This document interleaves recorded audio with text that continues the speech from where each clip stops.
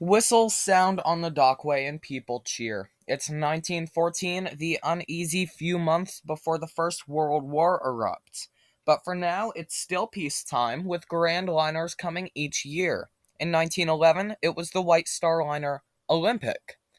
In 1912, the White Star Liner Titanic. Like, that was very successful anyways, but still. 1913, the Hamburg America Liner Imperator. It's 1914 now, and a new ship has taken the seas. As tugs pull her away from the dock, people cheer and cry and wave handkerchiefs. Her draft is red with white lining and a black hull on top. Her forecastle is abnormally long, which is the reason why her superstructure was as tall as it was. From the outside, she seemed boxy and ugly to some. Her insides, though, are what would give it the nickname Ship Beautiful. Under the command of one of Cunard's most experienced captains, Captain William Thomas Turner, she left the port of Southampton slowly and carefully. A gold nameplate is shown on her forecastle, and this nameplate reads Aquitania. Aquitania is one of the biggest ships in the world. Some say she was the largest British ship, but the White Star Liner Olympic beat her in that. Aquitania was owned by the Cunard Line, a company that always strived for speed, luxury, and comfort. But this time, speed was excluded. Cunard had built the 30,000-ton liners Lusitania and Mauretania just 7 years prior. And they were the fastest ships in the world, and at the time of their maiden voyages, the largest. Well, the White Star Line and Harland and Wolff Shipbuilding went to work building two liners 50% bigger, the Olympic and the Titanic. Well, before these liners were even finished, Cunard Line and John Brown Shipbuilding went to work building one liner almost this exact size. This liner wouldn't go for speed. She was also nicknamed Cunard's Olympic class liner. This ship would go for the White Star approach, luxury and comfort, but not speed. A 20-knot service speed was still needed to go for regular transatlantic crossings, though. Four massive propellers, 3 times bigger than a man, were used to propel this giant ship at 23 knots. She would have 10 decks, 4 boiler rooms were installed in the ship, using double-ended Scotch boilers. And each boiler room narrowed up in casing going up through the ship into an angled orange smokestack with black top and black lining. This created 4 massive 60-foot tall funnels. Powered by coal feeding into the furnaces of the boilers, thick black smoke came out of each funnel. This ship was launched just 13 months earlier, in 1913. After she was successfully launched, she began her fitting out process, which went fairly smoothly. Aquitania was installed with 21 double-ended Scotch boilers with 8 furnaces each being installed in 4 boiler rooms amidships. Aquitania was built with a double bottom and a double hull, and in each of her 4 boiler rooms, she housed 7 ash expellers that had a pump capacity of 4,500 tons per hour. These could also be used as emergency bilge pumps if the ship were to have been flooded. Steam from the boiler rooms drove the Parsons turbines in 3 different engine rooms. These drove triple expansion engines, 4 of them, leading outside of the ship, with the shafts leading to 4 triple-bladed propellers. All of this could let Aquitania go at an average service speed of 23 knots. She wasn't particularly fast, but what was lost in speed was made up for in luxury, comfort, and massiveness. Aquitania was the first Cunard ship in history to exceed 900 feet long. Just barely, though, because at 901 feet long, Aquitania could carry 3,220 passengers across 3 different classes separated in the ship. We'll start at first class. First class could handle 618 passengers. Aquitania wasn't like Mauretania and Lusitania. She didn't have a yacht-like appearance, and she was very wide compared to them. But this meant that there was more room for spacious rooms and passenger cabins. The first-class sections of the ship had the Louis XVI dining saloon and the Palladian-style lounge. The second class could handle 614 passengers and had dining saloons and smoking rooms likely almost as luxurious as the first class sections, just smaller. Second class on the Aquitania was reminiscent of first class from liners just 15 years before. Third class could carry a massive 2,004 people. Third class passengers shared 3 bathrooms amongst themselves, which may not seem like a lot, because in all actuality it isn't. But here's to say that they weren't complaining about their other luxuries. An open promenade located at the stern of the ship, and Aquitania broke Cunard's usual traditions. Cunard usually had their first third-class spaces forward of the ship, but on Aquitania they spanned the whole length of it. Aquitania was not the biggest ship in the world, which may be surprising considering how many decks she had and the awkward design superstructure. Ships are measured in gross tonnage, which isn't the weight of the ship, it's the volume. You would think Aquitania, being 901 feet long with 10 decks, with a bulky superstructure, would be by far the biggest ship in the world, but no. This title went to the German Hamburg America liner Vaterland, which just had its maiden voyage 16 days prior to Aquitania. Captain William Thomas Turner was one of the most experienced captains of the Cunard line, and he was in command of the Aquitania on her maiden voyage on the 30th of May, 1914.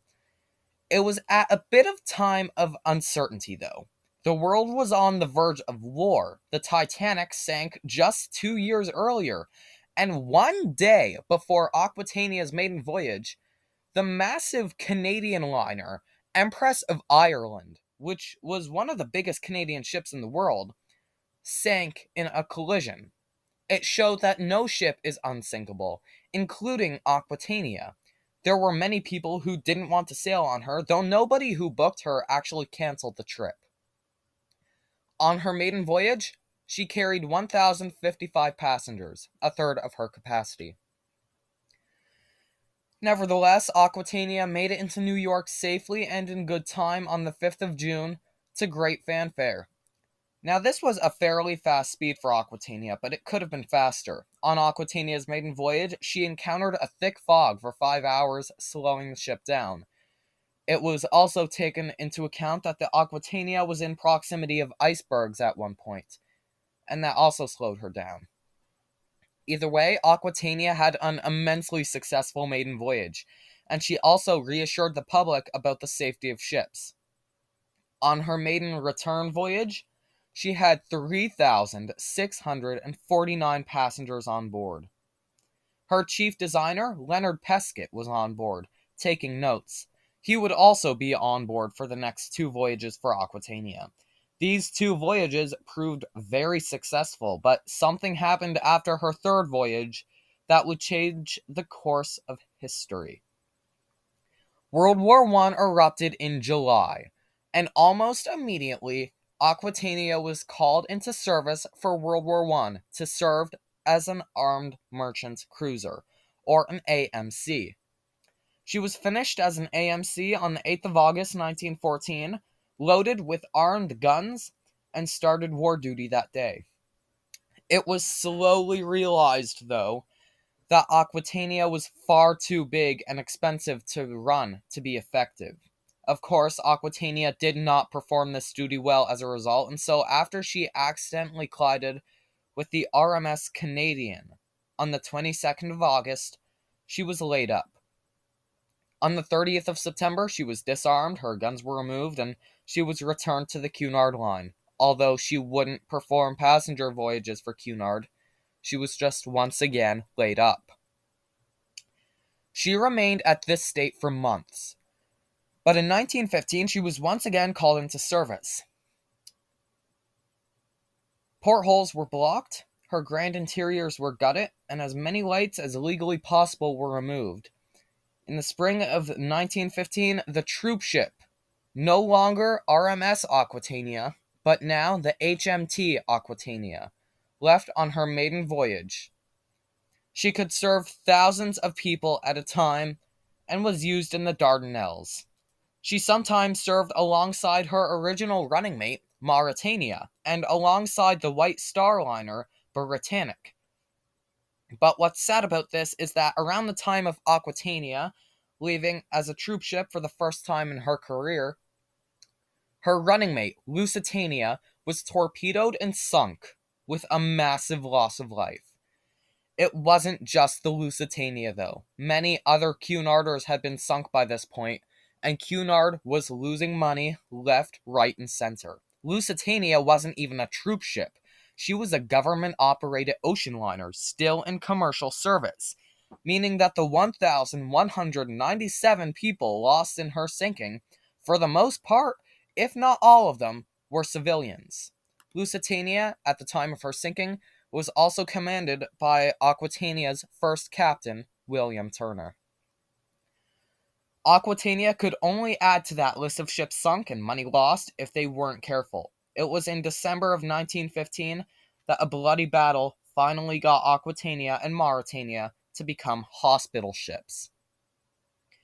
The Gallipoli campaign started, and it was a massive defeat for the Allies. It was supposed to be an invasion of the Ottoman Empire, and because they were known as the sick man of Europe at the time, the Allies thought that it would be a quick and easy campaign. But when they landed on the beaches of Gallipoli, they were met with blood, death, and loads of lead. Very quickly, instead of needing to be taken into Gallipoli, they needed to be desperately evacuated out. And for this, they needed hospital ships. White Star's Britannic, which wasn't even finished yet, was called into service as a hospital ship, as well as the Mauretania. Very quickly after, Aquitania was called into service as a hospital ship. She was painted a bright white with a green stripe stretching the length of the hull, broken up by multiple red crosses. Her funnels were painted a bright buff yellow, and she was lit with green lights all over her superstructure, with red crosses also illuminated, so that no misconceptions with U-boats would be made. U-boats were not legally allowed to torpedo hospital ships, though this really didn't mean anything with some U-boat commanders. Aquitania performed this duty well. She once again could handle thousands of patients, carrying many of them to safety and hospitality. Even though they were supposed to be protected with their hospital livery, the Aquitania was 46,000 tons. This would be extremely tempting for a U-boat to torpedo them and try to sink them, and her crew knew this. The crossings were not taken easily. Their watertight doors were shut almost the entire time, knowing that one minute the ship could be afloat, and the next that it could be on the ocean floor, with hundreds, if not thousands, dead. This was only further proven when in November of 1916, the biggest ship in the White Star Line fleet, the unfinished RMS Britannic, now a hospital ship, HMHS Britannic, was sunk with a mine detonation. Britannic was bigger than Aquitania, and she sank in less than 1 hour. Nevertheless, HMHS Aquitania served her duty well until she wasn't needed anymore. The Gallipoli campaign was long over, and the Aquitania was laid up in 1917 in the Solent River. No longer needed, she was returned to Cunard, but once again never re-entered commercial service on account of her being conscripted into war once again in 1918 as a trooper. Dazzle patterns were painted back on to try and confuse U-boats. Her lights were removed, and Aquitania once again started service as a troop ship. Carrying thousands of troops for the few months between this and the end of the war, Aquitania usually ran alongside her running mate Mauretania and her ex-rival Olympic. and usually departed in and out of Halifax, Canada, for the trooping service that she was brought into. She sometimes carried over 8,000 men to the battlefront. 1 month before the end of the war, Aquitania was being escorted by the American battleship USS Shaw, when Shaw suddenly started moving in a weird way. What had really happened was Shaw's rudder jamming and stuck in the position it was in. As she kept creeping closer and closer to the Aquitania, evasive maneuvers on the giant trooper were taken but not quick enough. Shaw T-boned Aquitania and her bow was crushed in. Not quite on the verge of sinking, she left Aquitania to go back to port for repairs. Aquitania easily survived the collision, though. November 11th, 1918. World War I officially ends with an Allied victory. Although the war itself is over, the horrors wouldn't be. And Aquitania couldn't yet be returned to Cunard. She still had the duty of returning troops that survived the war back to their homes. Aquitania remained in her troop livery for this and was kept like this until 1919, when the British government officially loaned Aquitania back to its owners. Cunard had many ships in their fleet before the war, but after the war, had only 5. The Caronia, the Carmania, the Mauretania, the Aquitania, and the Saxonia. It was in June of 1919 when Cunard temporarily put her in austerity service to serve in between New York, Southampton, and Cherbourg. Keep in mind that Aquitania was in dire need of a giant refit and was only 5 years old, yet she only had 3 commercial voyages. In December of 1919, Cunard laid her up and officially started work refitting her. During this refit, she was modernized. She was converted from a coal-powered ship to an oil-powered ship. Now, this was a huge advantage. Coaling a ship, especially one as large as the Aquitania, took days, with lots of manual labor. Now, with the oil system, it took only a day, maybe not even, more likely a matter of hours. It was also much cheaper for Cunard to run their ships this way. After this refit, her fittings and luxuries that were removed during all of her conversions during the war were all put back into place and reinstalled. On her bridge wings, which were actually above the wheelhouse itself, a new wheelhouse was installed on top of it, and this was because Aquitania's forecastle was so large that her officers complained about the visibility. Her long forecastle is the reason why her bridge, below the bridge wings or not, was so high. The ship at that point had 2 wheelhouses, and the original one had its windows plated in and replaced with portholes instead. Aquitania arrived in New York on her 4th voyage, on the 17th of July, 1920. This voyage was extremely successful, and Aquitania showed the ships being driven with oil as fuel were still just as good, most likely better than the coal ones, as well as being cheaper to run. In 1921, Aquitania was arguably the most successful Cunard ship, though at the beginning of the 1920s she was the only large Cunard ship in service, on account of Mauretania being damaged by a fire and needing repairs, and Lusitania, well, we all know what happened to Lusitania, don't we? Around the same time, Mauretania re-entered service, and Cunard was acquiring a new ship, one we've actually already mentioned. The Hamburg Amerikaliner Imperator was ceded to Cunard Line as a reparation for the Lusitania disaster. She was renamed Berengaria and was now on conversion, so soon Cunard's idea of a trio of ships would come back to life. In 1921, it did, with Berengaria entering service.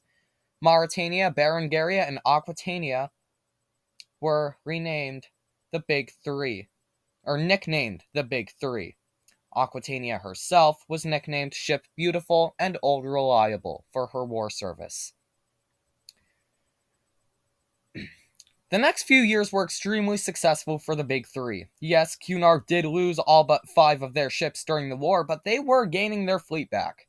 From 1920 to 1924, Cunard acquired the Albania, Berengaria, Scythia, Andania, Samaria, Laconia, Antonia, Ausonia, Lancastria, Athenia, Franconia, and Orania. They were getting their fleet back quickly, and Aquitania was now just a part of it. But in 1924, the United States government, under President Coolidge, passed a law that limited immigration travel. The Immigration Act of 1924 limited immigrants from coming to the United States each year. This meant it was much harder for ocean liner companies like Hamburg America, Norddeutsche Lloyd, White Star, Red Star, and more than ever, Cunard to have a successful immigration fleet. In 1921, Aquitania had about 26,000 third-class passengers, but in 1925 only averaged about 8,000, almost a 70% decrease. This year, Aquitania was laid up by Cunard and most of its ships for a refit. Aquitania and most of Cunard's fleet would be converted to tourist-class ships. Third class was now towards tourist class, and her capacity was now no longer 3,300 passengers, it was now 2,200. Her crew was reduced from 1,200 to 800, but Cunard still profited. Prohibition, the banning of sales for alcohol in the United States, made British ship companies benefit. They sometimes started booze cruises on them, including Aquitania, and if an American wanted to drink on a ship, it was usually a British ship that let them. Although this had been a massive letdown for Cunard, Aquitania was still a great success. In 1929, she was laid up once again for a refit, which saw most of her first-class passenger cabins get additional washrooms.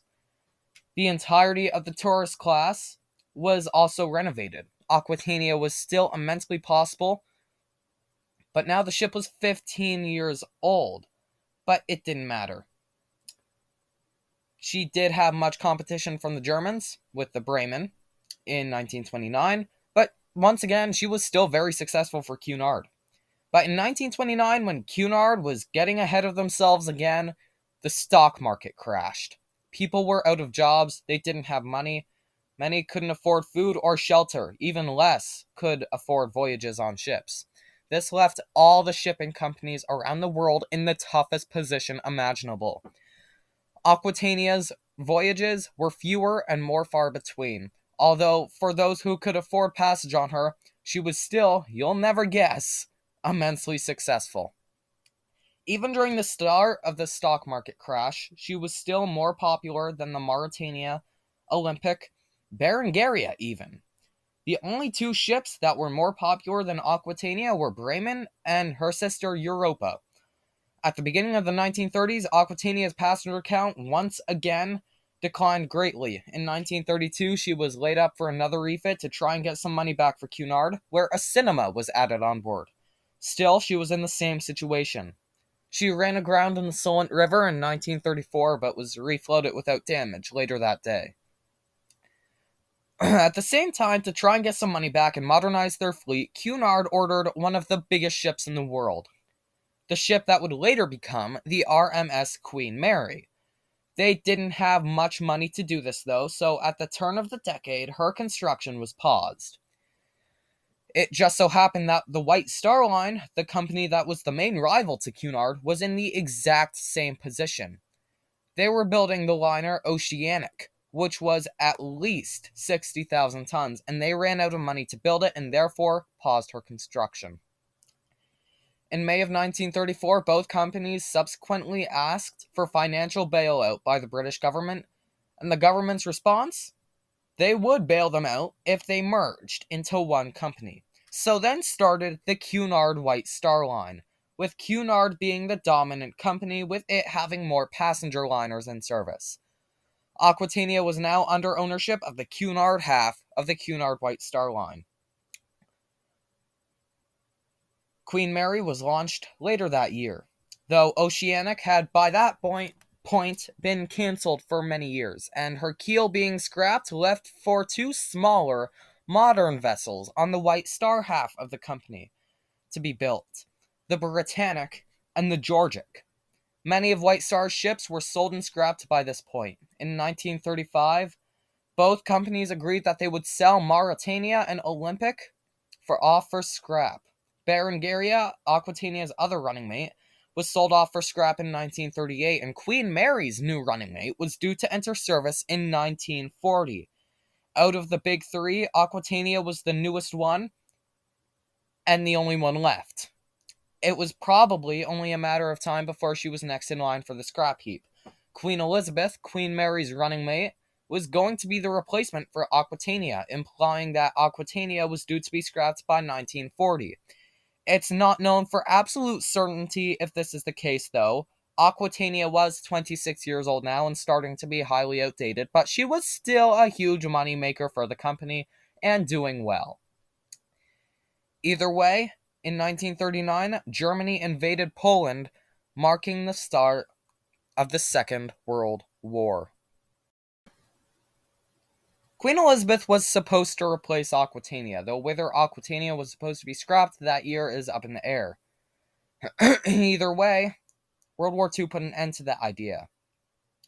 Aquitania, Queen Mary, and Normandy, the largest ship in the world since 1934, were all called up for troop service once again. At the start of the war in New York, the British Aquitania and Queen Mary, and the French Ile-de-France and Normandy were docked in New York to await conversion to troopers. Queen Elizabeth was soon to join them. Aquitania was soon converted, her lights once again removed, guns and extra rafts were fitted, and her interiors were once again gutted. Aquitania was among the ships that the government considered capable of being without an escort and being able to sail independently. Her first trooping mission was to take Canadian troops to Scotland alongside the liners Empress of Britain, Empress of Australia, Duchess of Bedford, Monarch of Bermuda, and the warships Hood, Warspite, Barham, Resolution, Repulse, and Furious.